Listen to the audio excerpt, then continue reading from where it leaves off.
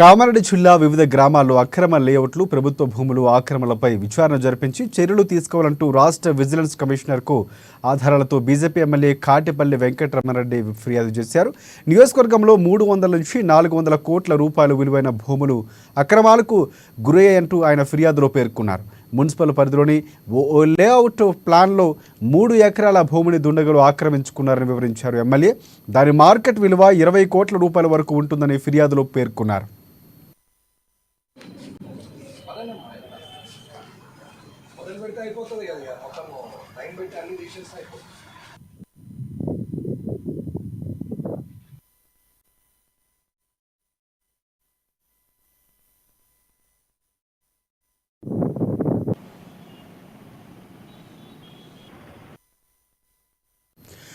ఇక కలెక్టరేట్ కార్యాలయం వెనుక జయశంకర్ కాలనీ ప్రాంతంలో 25 ఎకరాల విస్తీర్ణంలో వివిధ లేఅవుట్లలో 150 కోట్ల రూపాయల విలువైన భూమి ఆక్రమణలకు గురైందని ఎమ్మెల్యే వెంకటరమణారెడ్డి వివరించారు.